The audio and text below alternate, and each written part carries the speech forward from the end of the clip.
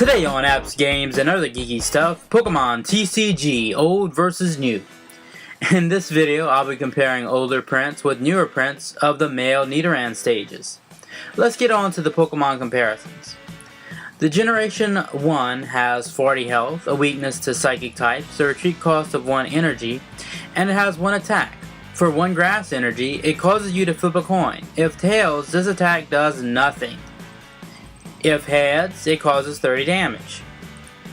The more newer one has 60 health. It is now a Psychic type. It still retains its weakness to other Psychic types. Its retreat cost is 1 energy and it has 1 attack. Its first attack for 1 Psychic energy causes 30 damage, but if it doesn't have any damage counters on it, the attack does nothing. If I would put a card into a deck, I might consider this one. It has the same amount of points of health as the more recent one, plus a 10 weakness to Psychic types, a retreat cost of 1 energy. It has 2 attacks. Its first attack for 1 of any kind of energy allows you to draw a card. Its second attack, you flip 2 coins. If either of them is heads, the defending Pokemon is now poisoned.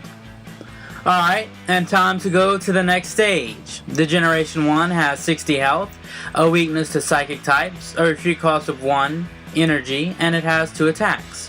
Its first attack for 1 grass energy and 2 of any kind of energy allow you to flip 2 coins for each heads. The attack does 30 damage. Its second attack for 2 grass and 2 of any other kind of energy causes 50 damage with no other effects. The more newer one has 90 health, has become a Psychic type but still retains its weakness to Psychic types. Its retreat cost is 3 energy and it has 2 attacks, which are the exact same aside for an energy type and the amount required to use the attacks. If I would put a Nidorino into a deck, I would go with this one. It has 80 health. Instead of a double weakness to Psychic types, it only has a 20-point weakness instead. Its retreat cost is 1 energy and it has 2 attacks. Its first attack for 1 Psychic and 1 of any kind of energy poisons the active Pokemon, and instead of 1 damage counter per turn, it's 2 instead. Its second attack for 3 of any kind of energy allows you to choose one of your opponent's Pokemon that doesn't have any damage counters on it and causes 40 damage to that Pokemon. You don't apply weakness or resistance for bench Pokemon. Alright, and time to go to the next stage. The Generation 1 has 90 health, a weakness to Psychic types, a retreat cost of 3 energy, and it has 2 attacks.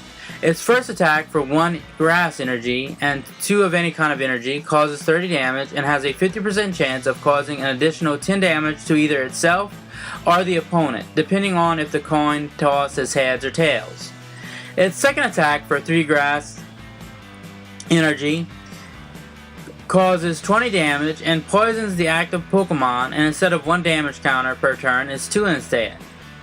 The more newer one has 140 health, has become a fighting type, and instead of weakness to Psychic types, it has a weakness to water and also gains a 20-point resistance to electric types. Its retreat cost is 3 energy and it has 2 attacks. Its first attack for 2 of any kind of energy does 20 points of damage plus 40 more damage for each Nidoqueen on your bench. Its second attack for 1 fighting and 3 of any kind of energy causes 90 damage and has no other effects. If I would put a Nidoking into a deck, it would be this one. It has 130 health, a weakness of 30 points to water types, a 20-point resistance to electric types, and its retreat cost is 2 energy, and it has 2 attacks.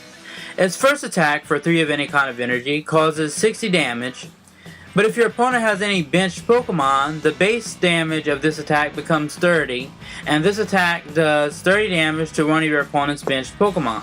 So it kind of splits the damage between the active Pokemon and one of your opponent's benched Pokemon. Its second attack for 1 fighting and 3 of any other kind of energy causes 100 damage, but requires 2 coin flips to see if it'll work. If both flips are tails, the attack does nothing. Its Pokebody is really fun. Territoriality. If your active Pokemon is damaged by an opponent's attack, even if that Pokemon is knocked out by the attack, you put 2 damage counters on the attacking Pokemon. So this would be really fun to combo if you had an active Pokemon with like rough skin Pokebody or rocky helmet. Just pile on the damage. It'd be like really fun. In closing, some common themes for these cards have been flipping for damage and status conditions. This Pokemon's video giveaway will be a Pokemon Online code. All you have to do is suggest a Pokemon team, and if I use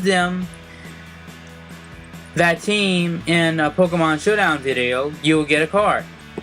Thanks for watching and have a very nice day.